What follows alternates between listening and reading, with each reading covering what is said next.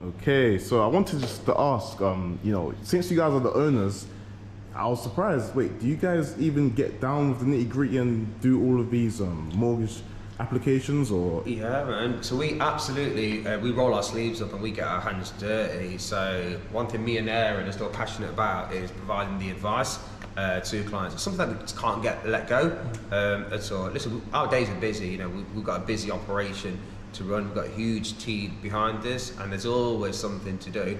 But something that we just love doing is still speaking with our clients. And we've got clients that we still provide advice to on a daily basis. Whether we let that go, that's a different question, and whether we'll stop the business growing, we don't know at all. But for the foreseeable, yeah, we're going to carry on. So yeah. Train our team, so that's a big thing. So we know what the criteria of the lenders, because we're dealing with it every day. Yeah. So that's a great skill to pass on to the rest of the mortgage brokers. So yeah. Yeah, no, that's really good. I guess, what would you say? Still, you guys deal with more complex cases, or even just a little 495? We deal with everything. We deal with everything, but wow. Literally the complex stuff is the stuff that we actually love actually still doing. So the harder, the better. Yeah. So we're different business owners. We're not your standard business owners. Just a laid back. We're not your shirt and tie sort of guys at all.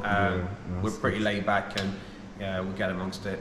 Yeah, I just want to ask, final question. How many would you say you deal with, maybe on a day, or cases going through, or maybe a week, or? As a business, we have over 3 figures per month. Wow, yeah, that's big. Yeah. We have a large team. Yeah, we've got 22 active brokers that work for Create Finance. We've got an administration team. So there's me, Gindy and Carl, who are the directors at Create as well. So we've got a big team, help a lot of people. Wow, that's really big, man. That's good. Smooth.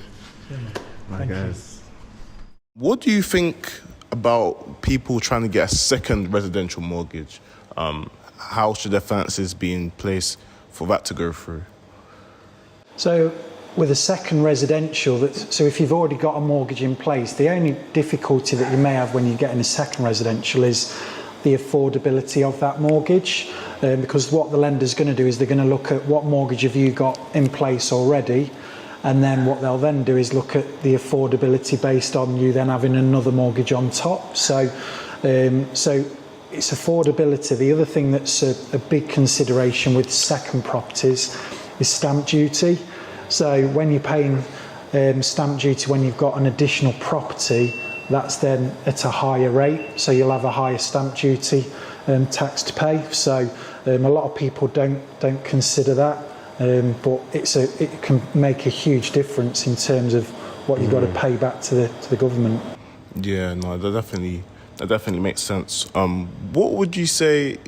I know you guys aren't economists or anything, but do you guys have any forecasts for? If there's any economists watching here, I'm sorry for what I'm about to say. But economists have got so much wrong in the last 10 years. Now, how many times have we opened up a newspaper or read a news article to say interest rates are going up, interest rates are going to remain low for the next 10 years? Gosh, stealing a living. Sorry, guys, economists. But it's hard to say. Really, when we hit the pandemic, we had a spike in interest rates, and people said, obviously, interest rates will then come down and remain low for a number of years. But at the moment, we're seeing interest rates increasing. It's hard to say. At the moment, the most common consensus is that rates will go up. I think the government has said that the base rate will go up to 2.5%. By the end of the year, and that's almost the forecast, and which will mean that obviously interest rates will increase accordingly as well. I wouldn't like to predict of course at all where the rates will be at all. What we're finding as a business on a day-to-day basis, clients are opting, rather than the short-term fixed rates, they're opting for the longer-term fixed rates, i.e. 5 and 10 year. 10-year rates are the most popular they've ever been. But it all depends on everyone's individual circumstances. That definitely makes sense. Definitely. Also, now there are some people watching that, they rather live with parents, but they want to invest and become a buy-to-let landlords, straight away. So for their first property, what do you lot think about someone trying to rent out straight away and what things do you have in place for it to make sense for them? Yeah, listen, I commend people who are looking to do that. That's really all good aspirational stuff. And lenders, if I'm honest, have adopted to that approach as well, because you might be comfortable living at home. That's absolutely fine with no intentions to move out. There's lenders that will consider you as a first-time buyer, first-time landlord, looking to rent out the property. I'd probably say it's most popular. Yeah, it's been ever. So there's the different facilities out there for that, whether you're buying personally or whether you're buying through a limited company. Biggest thing that you need really is when you're looking at a buy-to-let is you need a bigger deposit than if you're looking at a residential property. So there are some residential mortgages that you can get with a 5% deposit. If you're looking at buy-to-lets, generally the absolute minimum that you do need is 20%. There is a couple of lenders that will do it with 15%, but you generally need 25% deposit. So I suppose that's the biggest challenge for your people that are living at home, is that's even more money that you've got to have been saving. But I think a good thing to do is to look at the geographical area that you're buying. So if you're buying in London, your house price is going to be so much higher than what it will be further up north in somewhere like Newcastle, where your property price might be significantly lower. So if you've got a smaller deposit, don't think that that's not right. You don't need to live in the geographical area that you're looking to rent out. So as long as the property can be managed, then look at all of the options and look a bit further afield. Just think a little bit outside the box. Don't think just look at properties in your area. Think, well, I've got this pot of money. What can I do to invest? If property is really important and you want to grow your portfolio and get more and more properties, and just think outside the box. Think, where can I buy? Just do your research. Most definitely. Yeah, definitely. And with buy-to-lets, right, what would you say the affordability tests are for those? Because I've noticed they rather look at, okay, what's a profit you can make type of thing. So how does that work for people looking to get into that? It's more around the rental income the property generates rather than personal income. Now, some lenders will want you to have a element of personal income just to cover, obviously, rental voids if the property is empty, but it's majority around, they've got like a calculation that they work on around the rental income the property generates. So I tend to be quite generous, if I'm honest, as well. So as long as that makes sense and it gives you a little bit of profit on top, and you know, it's that's another good thing, especially if you might not actually earn enough money to move into a residential property, but that shouldn't then stop you from getting on the property ladder. It's a great way. You might not have enough income to get a residential property, but because the lenders look at the rental income rather than your own income, that might mean that you can get on the property ladder. So it is a good way for people, as I say, just think outside the box, speak to a mortgage broker, look all over the country, look at all of these different places where you can potentially invest. Yeah, definitely. And have you had any clients, well, you must have had any clients trying to buy within a limited company? What would you say are the pros and cons of doing personally and then for a limited, would you say? We get asked this question, I'd say, quite regularly. My first advice is make sure you know what your strategy is going forwards. For example, if your plan is only to have one buy-to-let property, you may not want to go for a company setup at all, because rates naturally are a bit higher within a company setup, and there's obviously additional cost to pay as well. So, for example, accountancy fees. So first, realign what your strategy is going forward. If your plan is to obviously increase and have a number of buy-to-let properties, get some proper tax advice from a qualified tax accountant of some sort, and they will tell you the pros and cons of having it within a personal setup or within a limited company. We direct, because we're not accountants at all, effectively, we'll say to our client, listen, before you do anything, go and speak to an accountant, go and speak to a tax advisor. Yeah. We advise on the mortgage side, and certainly from a mortgage point of view, like Gindley says, a personal buy-to-let generally is a lower rate. So you've got rate advantages by going on a personal buy-to-let, but there may be better tax advantages by you putting it through your limited company. So, and that is the bit around strategy. know what you want to do, what's your goal. If you know your goal, then speak to the mortgage broker, speak to an accountant, and we can try and get that goal all aligned together then. Yeah, definitely. That's good. And have you guys had any clients that maybe do stuff out of the extraordinary? So, for example, they're crypto investors, or their income is, maybe they trade currencies and it fluctuates a lot every month. How do you deal with clients like that, and what do you say to them in hopes of getting a mortgage?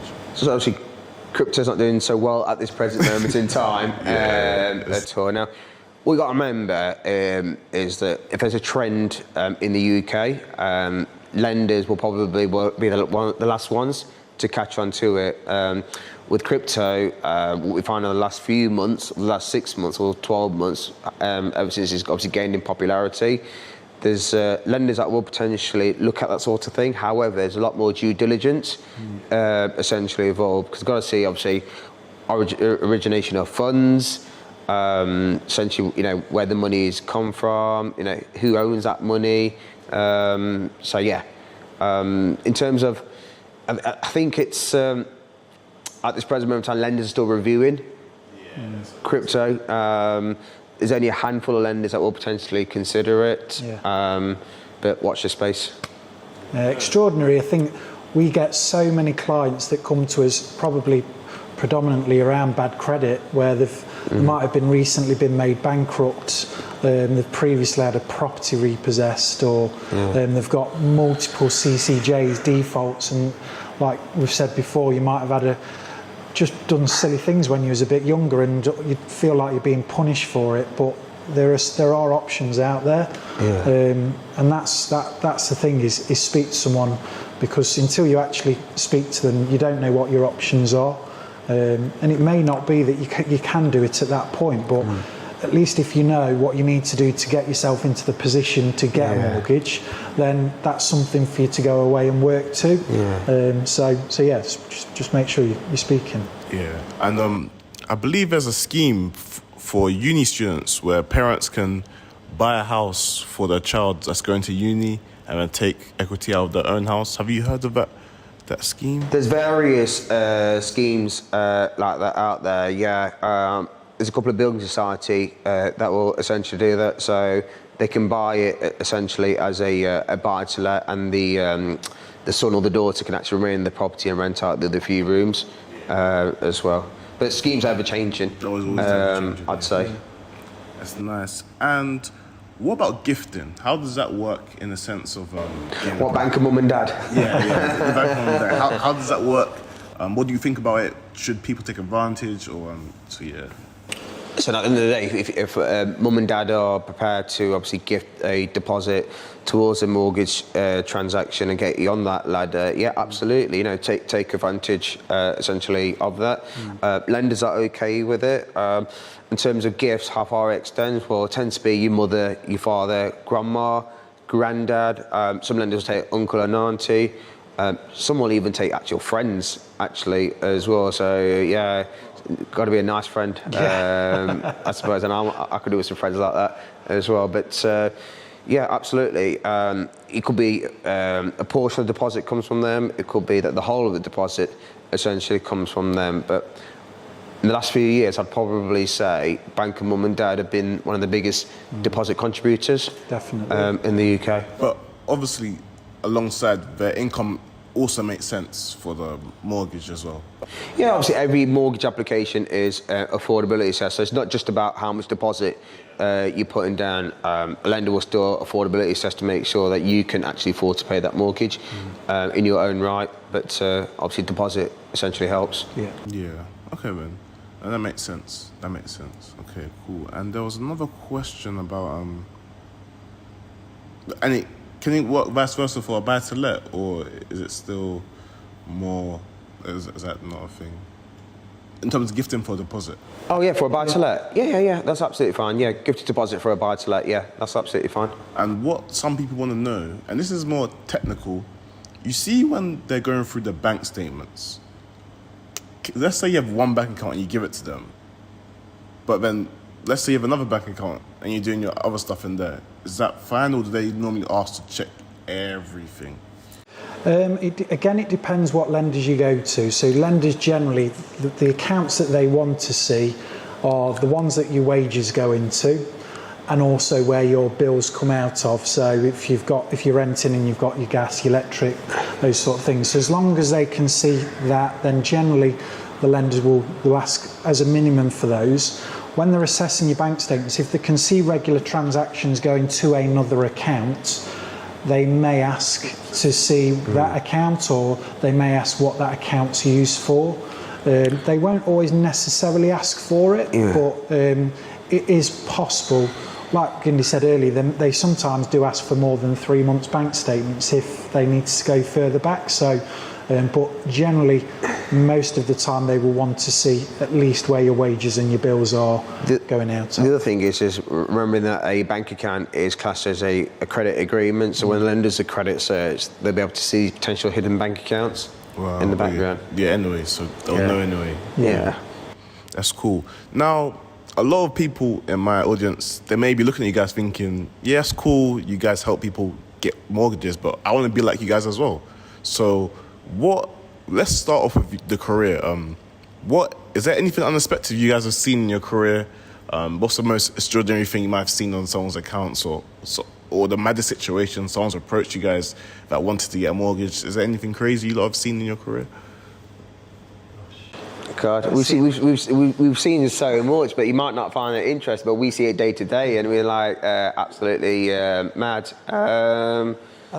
Gambling's a big. We see people that have obviously got into trouble with gambling. You see like £100, £200 a day, and you see loads of money coming in, loads of money going out. So gambling's probably a big one. There's it's funny actually I had one on gambling actually as well. I had a client who's told me stop gambling. You need to stop, otherwise it's going to obviously affect your application. You're not going to be able to get a mortgage. Then we saw these transfers that were actually going out to someone, and I says, "Oh, what's this that you're paying for here?" He says, "I'm paying for a holiday.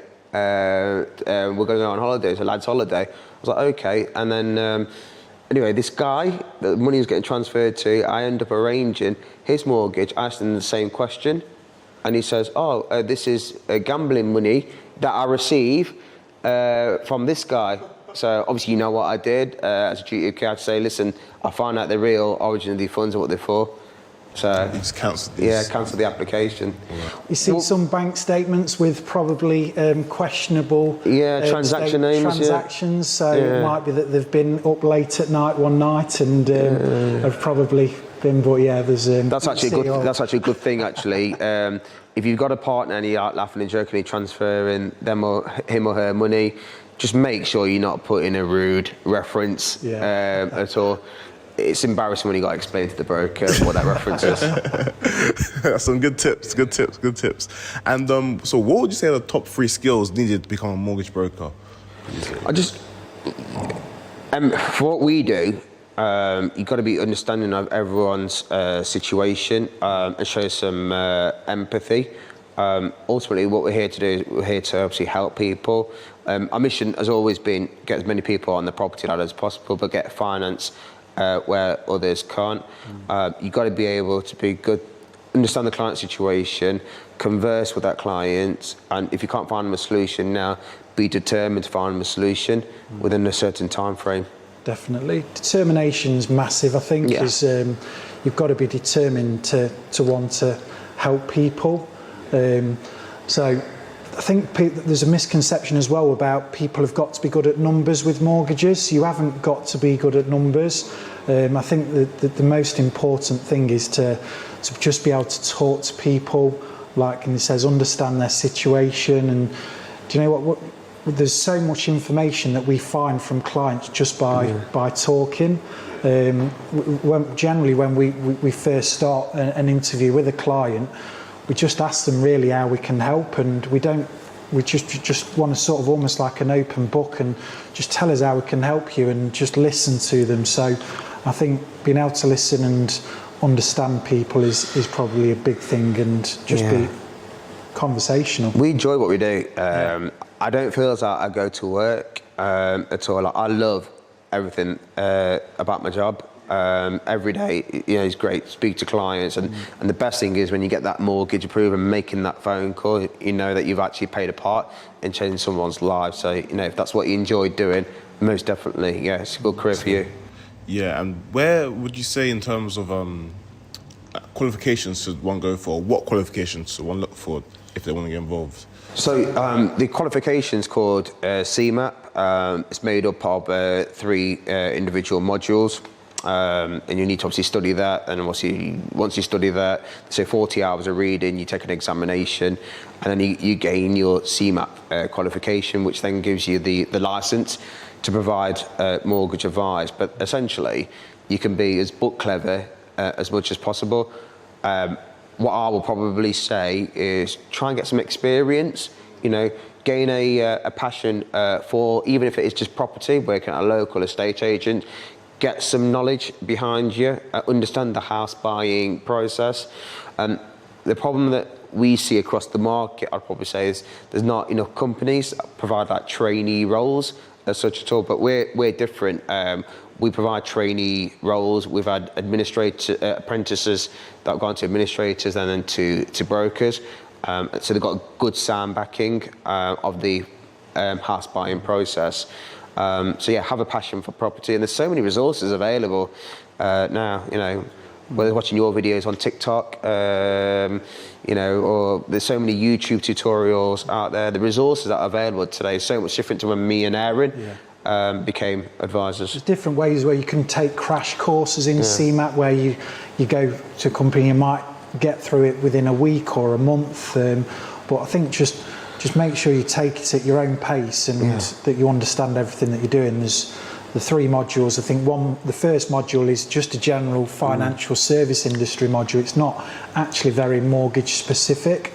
It's the second module which is more mortgage specific, and but yeah, it's a great qualification to have under your belt.